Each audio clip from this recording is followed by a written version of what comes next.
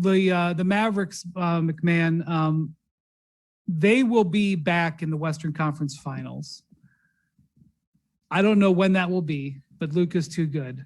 Luka's too good. They've got some nice pieces that fit around them, that fit around him. Jay Kidd had a great first season as a head coach.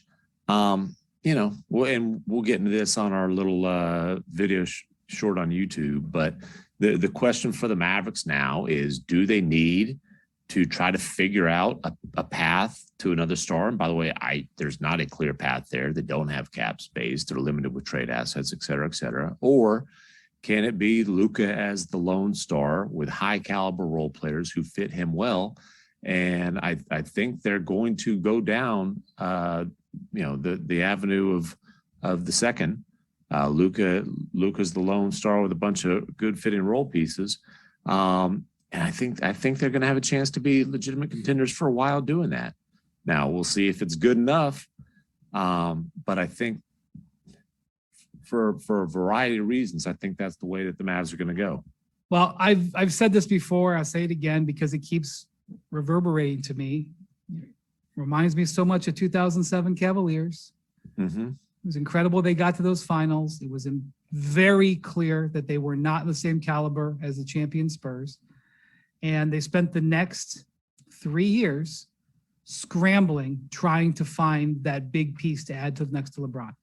They tried Ben Wallace. They tried Shaquille O'Neal. They tried Antoine Jameson. They tried Delonte West. They tried Mo Williams. They tried to get Amari Stoudemire. They tried to get other players like that. They just could never do it because it was really hard. They were good. They were great. They had 60-win teams. And so that's the challenge and by the way, it wasn't because of money. They spent the money. McMahon, let me ask you this. Cuban had a reputation when he came into the NBA of spending whatever it took. He spent, he changed player amenities. He got this awesome, their jet still is, they have a better jet than anybody. They were the first team ever to have the super premium locker room. He was given Tariq Abdul-Wahad and those plush towels, baby. Oh my goodness, the PlayStations. Did you want to thieve some of those towels? But for the last decade, I hadn't paid luxury tax since 2011, since they won the championship. That will change next year. And when they won the championship, he broke up the team.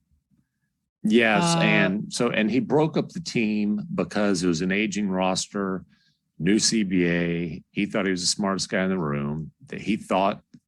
He also saved money. He also did to save money. He broke that team up, believing I'm Mark Cuban. Players love me. Yeah, he was sure he'd get stars at free agency, and it struck out time and time again. When he made that move, he thought that they were getting Chris Paul and Dwight Howard. Obviously, that didn't happen. And like you said, they had a bunch of whiffs. Their biggest splash in free agency ended up being Chandler Parsons. Nice player, heck of a guy.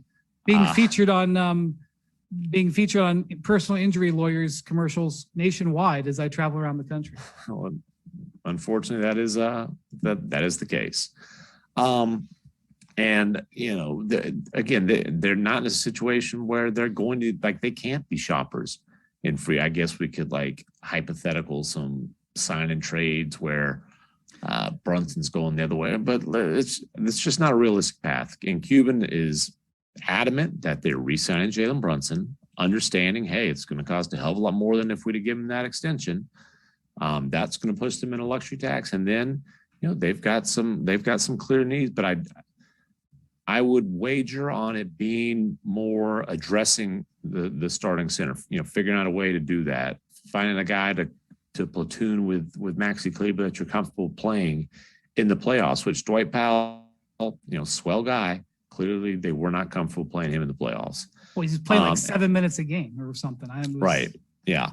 And then they've got to get more wing depth. Tim Hardaway Jr. coming back. Maybe he's moved. Maybe he's not. If so, it's scoring punch. But they've got to get wing depth of guys that they believe can defend and shoot, because Reggie Bullock and Dorian Finney-Smith are nice players. They're really good role players. The kind of guys you need around Luka. They can't be 1-2 in the NBA in minutes played in the playoffs. Bontemps, what do you think Tim Hardaway's value is in the NBA? Is there a trade where they can because they do owe one future pick to the Knicks still? Yes. Is there a value? Could they trade a future first in Tim Hardaway? I mean, I've asked this question. I kind of get, Not sure why they would. I don't know why they would do that. Like, well, they're looking for ways to acquire talent. I know, that's not the kind of trade that you're making to meaningfully improve the roster. I don't think you're trying to make that trade to move around salary. I don't have a chair as nice as Bontemps is sitting on right now in my room. Nah, he's sitting on the throne like Klay Thompson. It's too bad for you. Sorry to interrupt you there.